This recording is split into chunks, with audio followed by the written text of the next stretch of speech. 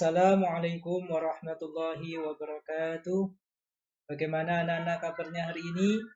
Pak Guru berharap kalian semua dalam keadaan sehat dan selalu dalam lindungan Allah Subhanahu wa taala. Baiklah, hari ini Pak Agus akan menyampaikan pelajaran fikih materi infak. Untuk itu, tolong nanti anak-anak bisa disimak, bisa dilihat video ini sampai selesai. Baiklah, adapun kompetensi dasar yang akan kita capai, ini nanti yang pertama adalah menerapkan ketentuan infak. Yang kedua, mempraktekkan memberikan infak. Jadi anak-anak harus bisa bagaimana cara kita berinfak itu. Kita mulai dari pengertian infak. Infak berasal dari bahasa Arab yakni anfaqo yunfiku, yang artinya membelanjakan atau menafkahkan.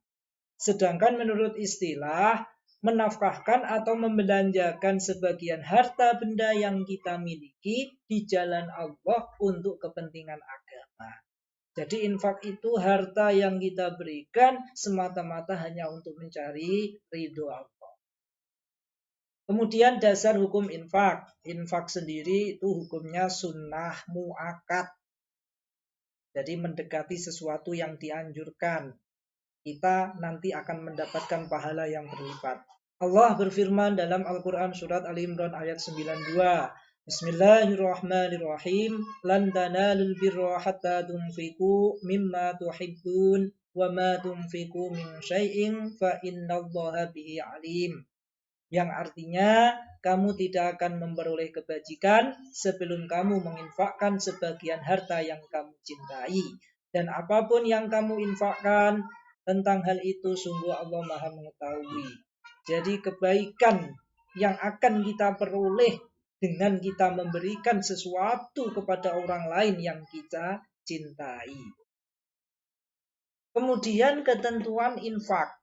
Dalam berinfak kita harus memperhatikan rukun dan syaratnya. Yang pertama rukun infak. Di sini ada 4, yakni adanya orang yang berinfak atau munfik, adanya penerima infak atau munfak lahu, adanya barang yang diinfakkan, barangnya ada.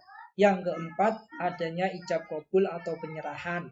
Ini hampir sama dengan rukun jual beli.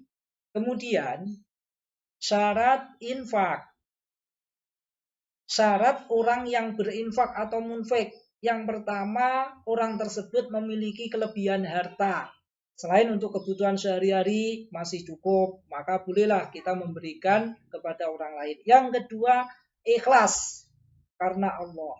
Yang ketiga, harta tersebut adalah harta sendiri, memiliki kepemilikan yang sah. Bukan hartanya orang lain kita berikan lagi.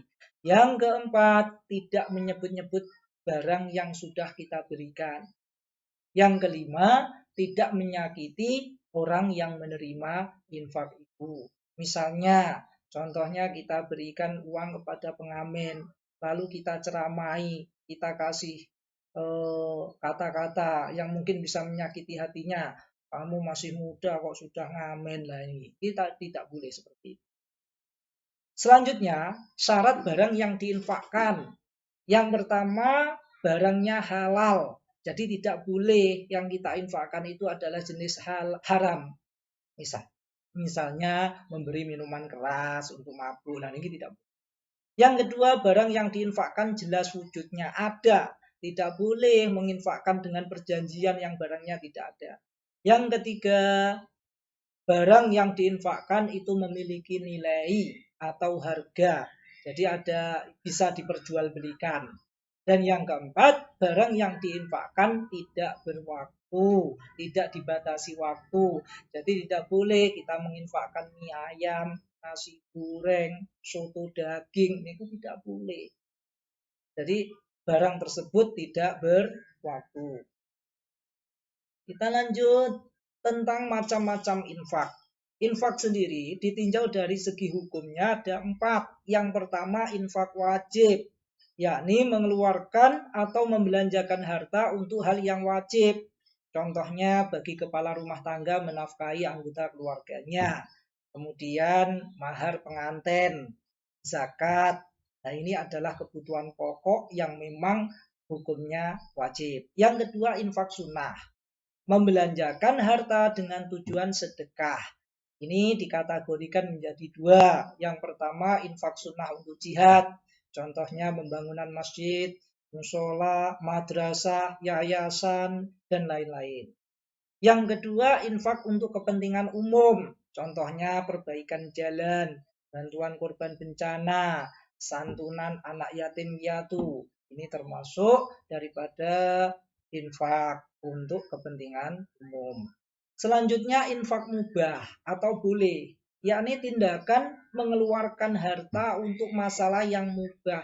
Contohnya kita memberikan uang sebagai modal usaha orang lain, atau memberikan hadiah, atau memberi bonus terhadap orang yang sudah berjasa kepada kita.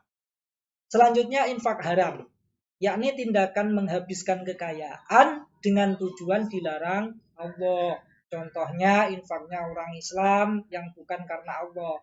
Dia memberikan uangnya agar dia mendapatkan penghargaan. Misalnya dalam pemilihan umum, nanti coblos saya ya, kamu akan saya kasih uang. Itu namanya infak haram. Adapun golongan penerima infak, ini perlu anak-anak ketahui. Dalam firman Allah surat Al-Baqarah ayat 215 dijelaskan bahwa penerima infak yang harus diprioritaskan, diutamakan.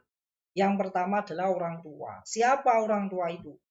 Orang tua adalah orang yang membesarkan kita, orang tua kandung maupun orang tua angkat. Ini sama-sama berjasa kepada kita. Ini prioritas utama. Yang kedua, keluarga atau kerabat yang berada di sekeliling kita. Yang ketiga, tetangga. Karena ketika kita di desa itu biasanya karena saudaranya jauh, yang adanya tetangga itu kerukunannya luar biasa. Maka ini yang prioritas utama untuk kita beri infak. Yang keempat, anak yatim. Anak yang perlu kita beri santunan karena mereka sudah tidak punya orang tua. Yang kelima, fakir miskin. Selain mendapatkan zakat, mereka juga berhak untuk mendapatkan infak. Yang keenam, musafir, yakni orang yang sedang bepergian kemudian kehabisan bekal. Selain juga mendapat zakat, dia juga bisa untuk mendapatkan infak untuk menolong mereka dari sesatnya atau dari kekurangan keuangan. Ini diperbolehkan. Kemudian selain anak-anak tahu siapa penerima infak, anak-anak juga harus tahu golongan yang tidak berhak menerima infak. Jadi nanti ketika kita memberikan infak itu bisa memilah, oh ini tidak menerima. Yang pertama adalah orang kaya, karena orang tersebut sudah memiliki harta yang lebih, jadi tidak perlu kita beri infak. Yang kedua, orang yang masih mampu bekerja, punya pekerjaan, masih giat. Nah ini. Yang ketiga adalah pembangunan fasilitas umum yang sudah mewah. Jadi enten fasilitas umum tapi sudah mewah, itu tidak perlu dikasih tambahan atau diberi infak karena supaya biar dipuji orang atau di mana lah, ini tidak berhak. Yang keempat adalah memberikan sesuatu atau menginfakkan kepada orang yang selalu berbuat keburukan. Dikasih uang untuk beli minuman keras, dikasih uang untuk beli nomor. Nah ini tidak berhak untuk menerima infak. Anak-anakku yang saya cintai, demikian tadi yang bisa Pak Guru sampaikan. Mudah-mudahan bisa dimengerti dan difahami dan selalu diputar ulang biar kita benar-benar paham. Pak Guru berpesan sebagaimana kata mutiara, harta jika hanya dimakan maka akan menjadi kotoran, jika hanya disimpan maka bisa jadi rebutan.